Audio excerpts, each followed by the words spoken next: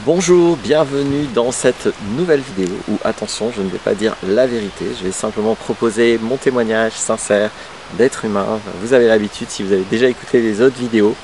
De temps en temps, je donne mon regard sur l'actualité. Je fais pas ça souvent parce que c'est pas le but direct de cette chaîne.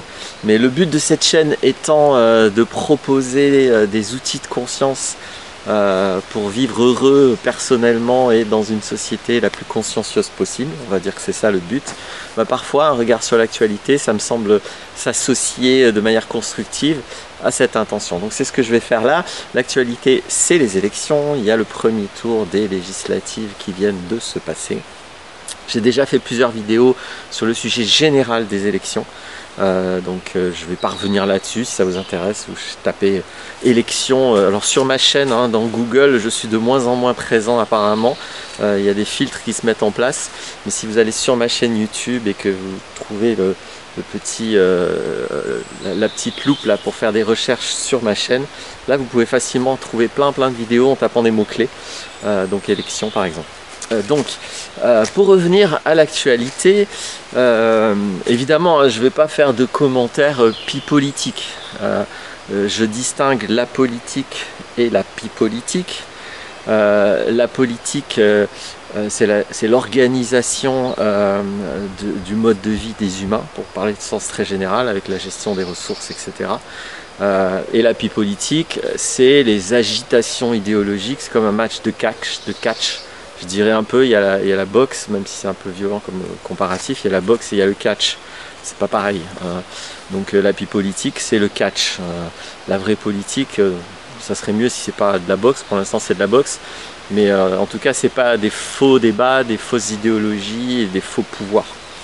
Donc pour moi, les partis politiques, ce sont des partis qui n'ont aucun pouvoir, qui n'ont aucune chance d'avoir le moindre pouvoir, parce que ce sont purement des organisations électorales. Les partis politiques ne cherchent qu'à gagner des élections, et sachant qu'aucune élection n'amène à un pouvoir. Donc je ne vais pas revenir, j'ai déjà évoqué ça plein de fois. Je pense qu'il suffit de s'informer, même si ce n'est pas une bonne nouvelle, même si c'est un peu effrayant. Il suffit de s'informer pour constater cet état de fait. Clairement, les pouvoirs de gouvernance sont au niveau d'entités qui ne sont pas élues. On pourrait considérer l'OMS, on pourrait considérer l'OMC, l'Union Européenne, mais surtout la BRI, qui est la Banque Centrale des Banques Centrales, les institutions Bretton Woods. Voilà, ça c'est des institutions qui font de la politique, qui organisent l'activité humaine, la gestion des ressources. Je ne pense pas qu'il existe des structures nationales où il reste du pouvoir politique et du pouvoir de gouvernance. Donc ça c'est le premier point important. Mais si je vais me concentrer sur les élections présentes, je trouve que la base, au minimum si on a un peu de bonne foi, c'est qu'une élection est supposée élire des représentants. Même si on ne croit pas tout ce que je viens de dire, ou si on n'est pas d'accord avec tout ce que je viens de dire sur le pouvoir, est-ce que oui ou non les élus ont du pouvoir. Bon, imaginons que vous ne soyez pas d'accord avec moi et que vous pensiez ça. Il reste un énorme problème purement de cohérence, un problème éthique, un problème de valeur. C'est que on est supposé élire des représentants, et là par exemple un fait majeur du premier tour, c'est que la majorité ce sont les non-électeurs, surtout si on considère les non-inscrits, ce qui est mon cas par exemple, les non-inscrits aux listes, les abstentionnistes, les gens qui ont voté blanc ou qui ont voté nul. C'est clairement la majorité très nette qui s'est exprimée pour ce premier tour. Alors c'est une majorité multiples, mais exactement comme la majorité des électeurs qui sont multiples aussi. Il y en a qui ont voté à droite, à gauche, etc. Mais c'est les non-électeurs qui ont gagné ces élections, ce qui n'aura aucun effet. Donc clairement, quels que soient les députés qui seront élus, ce ne seront pas des représentants. Il faudrait juste être de mauvaise foi pour prétendre que ces gens sont des représentants. Du coup, il y a une escroquerie dans le processus. Et l'escroquerie en plus, elle est d'autant plus grande qu'il est flagrant que beaucoup de gens votent non pas pour, mais contre. C'est-à-dire qu'ils sont pris dans l'idée que de toute façon on devra bien obéir à l'élu, et donc les seules possibilités de choix qu'on a, c'est de faire en sorte que l'élu soit le moins pire possible. Non pas qu'on y croit, qu'on soit engagé et associé à l'élu pour qui on donne sa voix. Non, on va voter contre, on va faire barrage, etc. Ce qui est un non-sens absolu parce qu'on se coupe de la possibilité du coup de représentativité, ce qui est supposé être le but. Donc on quitte complètement l'intention des élections pour faire un truc qui est une magouille, et on accepte de participer à la magouille sous le seul prétexte qu'on se dit de toute façon il faudra bien obéir à l'élu. Mais si on sort de ce paradigme, il faudra bien obéir à l'élu, si on entre dans le paradigme de la désobéissance civile, à ce moment-là, ben non, on s'en fout qui est élu, parce que de toute façon, on n'a pas prévu de lui obéir, on a prévu de s'organiser justement pour dénoncer le fait que, 1, éventuellement il est corrompu, 2, il n'est pas représentatif, ça c'est mécanique, c'est factuel, c'est mathématique, et 3, il est une imposture parce qu'il n'a pas de pouvoir et il ne fait que en faisant semblant d'avoir du pouvoir qu'un match de catch, et il cache le véritable pouvoir derrière, et il veut pas en parler, il veut pas nous en informer parce que lui il est au courant, hein. L'élu sait très bien qu'il n'a pas le pouvoir. Le député à qui on vient donner des ordres pour voter comme on lui dit, ou le député qui a majoritairement, c'est arrivé plusieurs fois dernièrement, voté contre un texte du gouvernement. Normalement le gouvernement c'est l'exécutif, c'est pas le législatif, donc normalement c'est pas le gouvernement qui fait des lois, mais bon, séparation des pouvoirs n'existe plus. Mais restons sur, ok, le député il a voté avec une majorité contre un texte, mais ça ne plaît pas au gouvernement, bah, du coup on annule le vote, puis on refait le vote plus tard, de la nuit si possible, en petit comité pour faire passer le texte en force.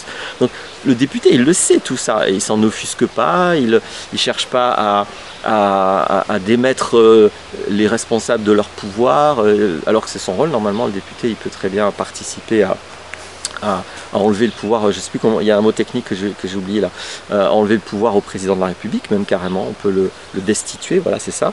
Bref, donc on voit bien que le député qui n'a pas de pouvoir, il accepte, il sait aussi les éventuelles corruptions qu'il reçoit, les pressions qu'il reçoit, les entreprises qui viennent faire pression sur les chefs des groupes de députés pour que les députés votent comme on leur dit. Tout ça il le sait le député, vous le savez peut-être pas, vous en informez peut-être pas, vous fermez peut-être les yeux, mais le député sait qu'il n'aura pas de pouvoir. Le maire, il connaît les limites de son pouvoir, le préfet connaît les limites de son pouvoir, etc. Tous ces gens savent.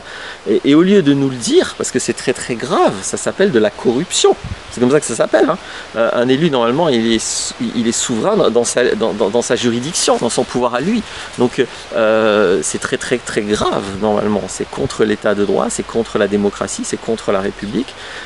Et au lieu de le dénoncer, ben, lui, il est corrompu. Donc hein, il accepte passivement ou activement, mais je ne connais pas aujourd'hui d'élus qui ne soient pas corrompus. Ils sont tous corrompus parce qu'au minimum, ils cachent le véritable pouvoir et ils protègent du coup ce véritable pouvoir. Donc ça c'est une première chose que je voulais dire sur l'évidence que on peut changer de paradigme par rapport aux élections, parce que ceux qui ont gagné les élections, là, bah, c'est les non-électeurs. C'est les non-électeurs qui ont gagné. Les non-électeurs vont être, comme d'habitude, méprisés, dénigrés, ce qui est un déni flagrant de démocratie. Démocratie, c'est le pouvoir du peuple, hein. C'est pas le pouvoir d'un processus ou d'une procédure, c'est pas ça. Hein. Quand la procédure ne fonctionne plus puisqu'elle ne permet plus d'élire des représentants, bon, ben, il est évident qu'on doit la remettre en cause. C'est pas très compliqué, hein. Par exemple, une petite proposition toute bête, même pour ceux qui croient que les élus ont du pouvoir et qui voudraient juste appliquer la logique là, de faire barrage, voter contre, ben, on pourrait l'acter ça. On pourrait non seulement voter pour, mais voter contre. On pourrait très bien dans la procédure dire bah, moi je veux vraiment voter contre telle personne. Alors peut-être le droit de voter contre une personne, contre plusieurs. Et puis bah, après il faut faire des calculs, il faut prévoir des choses pour dire bah, voilà, quand quelqu'un a reçu 10% de vote pour mais 13% de vote contre, bon bah du coup il n'est pas élu parce qu'il y a trop de citoyens qui ne veulent pas qu'il soit élu. Par exemple, vous voyez, c'est pas très compliqué de mettre ça en place si simplement pour être honnête au moins en se disant bon bah on change le processus, on arrête d'élire des représentants juste parce qu'ils reçoivent des voix, on va quand même calculer qui est effectivement représentant puisqu'on sait que certains votent contre, donc c'est pas très compliqué de le prendre en compte. Je veux dire, je pense que à partir du niveau CM2, un enfant doit pouvoir par exemple mettre en place un système aussi simple que ça, hein, donc ça serait pas très compliqué à mettre en place si on le voulait. Donc voilà, j'en ai un peu fini sur l'escroquerie totale hein, des élections. Après vous voyez pourquoi vous voulez y participer une fois que vous savez que c'est une escroquerie. Vous voyez si vous questionnez ce que je dis, peut-être vous avez des arguments qui font que je me trompe. Il y a des commentaires, vous pouvez argumenter en dessous.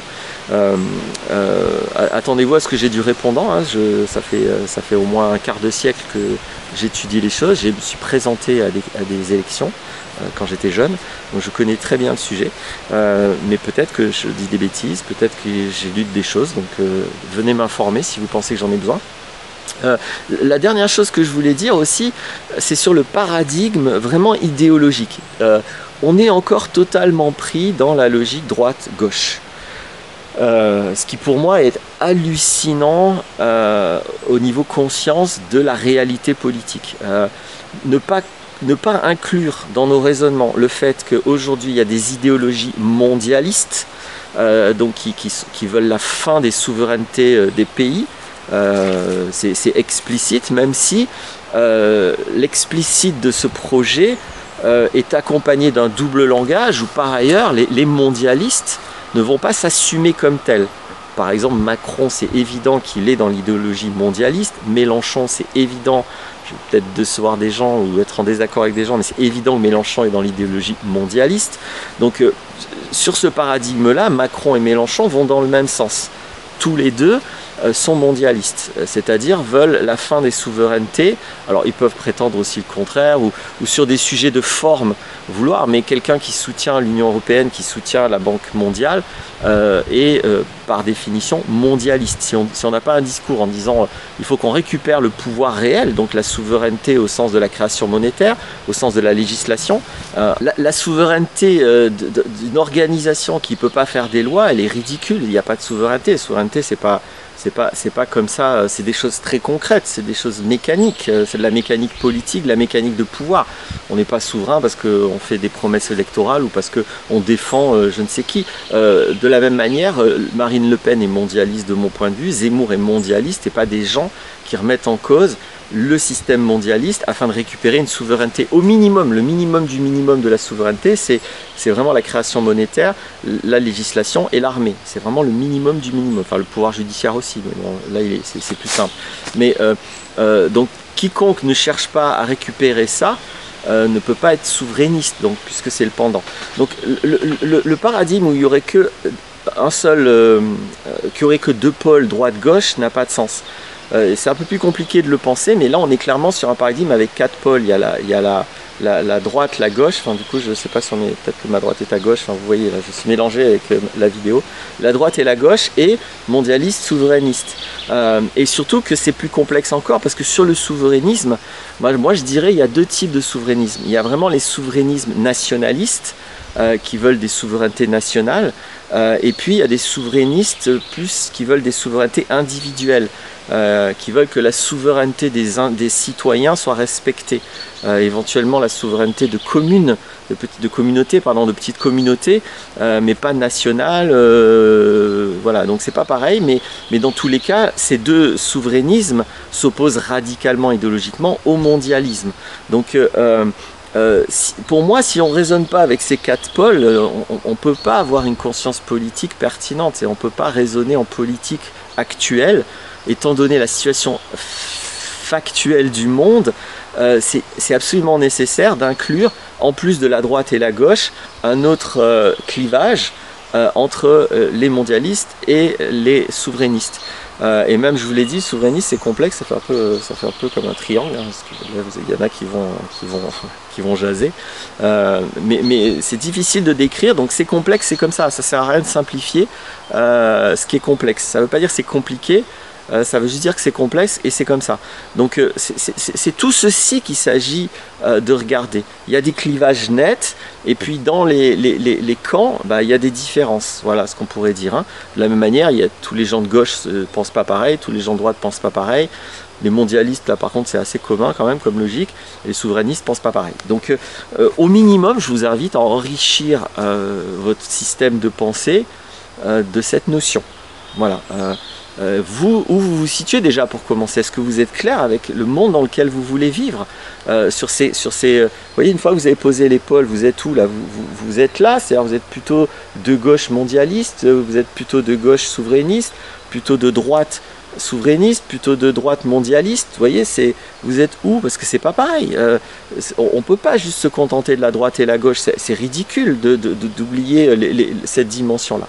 Donc voilà au minimum ce que je voulais faire dans cette vidéo pour que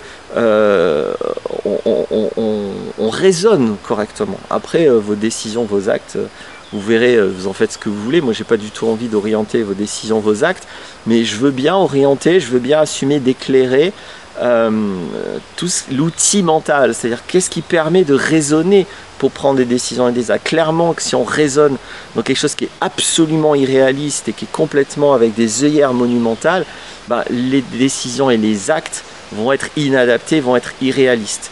Donc moi j'ai quand même envie de vous encourager à être le plus adapté, réaliste possible. Après vous ferez ce que vous voulez de votre rapport à ce monde. Je trouve ça dommage juste de ne pas comprendre ce monde. Et là vraiment je vous dis pas grand chose. Ce que je dis pour moi c'est le minimum, c'est vraiment le basique de conscience politique. J'espère que ça aidera parce que c'est mon but et à bientôt pour d'autres vidéos.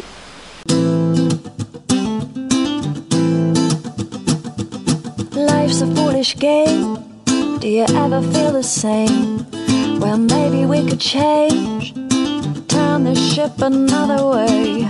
Feel it in the darkness. We're sailing right into those jagged cliffs. Yeah. Some say we've always been insane. Hey, life's a foolish game.